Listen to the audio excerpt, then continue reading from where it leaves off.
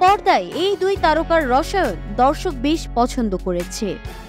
এই সিনেমার পর থেকেই নেটিজেনরা বলছেন,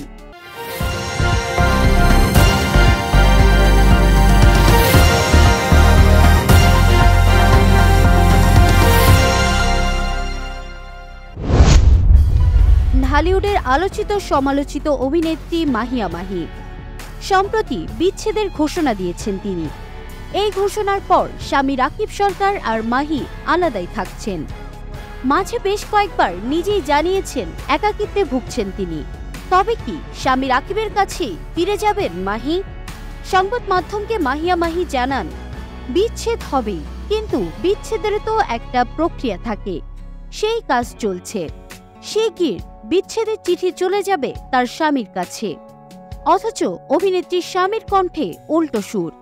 তিনি মাহির সঙ্গে সংসার করতে চান, কিন্তু মাহি স্বামীর কাছে ফিরতে চান কিনা সেই প্রসঙ্গে তিনি বলেন, আমি যখন কোনো সিদ্ধান্ত নেই অনেক সময় নিয়ে যাচাই বাছাই করে সিদ্ধান্ত নেই, অনেকদিন পর্যবেক্ষণ করে জেনে বুঝেই এই সিদ্ধান্ত নিয়েছি। উল্লেখ্য, রাকিব সরকার মাহির দ্বিতীয় স্বামী।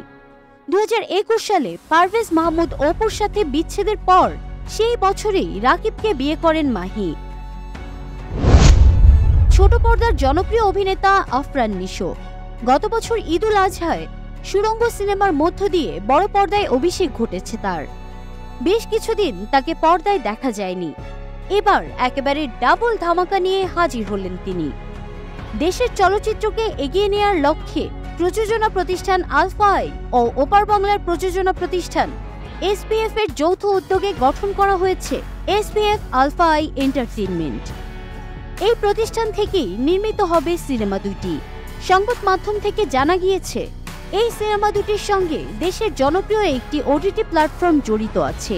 খুব শীঘ্রই জমকালো আয়োজনের মাধ্যমে নির্মাতা ও নায়িকার ঘোষণা দেওয়া হবে, এমনটাই জানিয়েছে প্রযোজনা প্রতিষ্ঠান এসপিএফ আলফা আই এন্টারটেইনমেন্ট। ঈদুল ফিতরে মুক্তি পাওয়া গিয়াসউদ্দিন সেলিম নির্মিত সিনেমা কাজল রেখা। এই সিনেমায় কেন্দ্রীয় দুই চরিত্রে অভিনয় করেছেন আলোচিত অভিনেতা শরীফুল রাজ ও নবাগতা মন্দিরা চক্রবর্তী। পর্দায় এই দুই তারকার রসায়ন দর্শক বেশ পছন্দ করেছে। এই সিনেমার পর থেকেই নেটিজেনরা বলছেন, রাজ ও মন্দিরা প্রেমে মজেছেন। এই গুঞ্জন সম্পর্কে সম্প্রতি কথা বলেন মন্দিরা, জানালেন প্রেম করছেন তিনি। সম্প্রতি দেশের একটি গণমাধ্যমে প্রেমের বিষয় নিয়ে কথা বলেন তিনি। অভিনেত্রী জানান প্রেম করছেন তিনি, তবে কার সঙ্গে প্রেম করছেন সেটা সাংবাদিকেরা যেন খুঁজে বের করেন।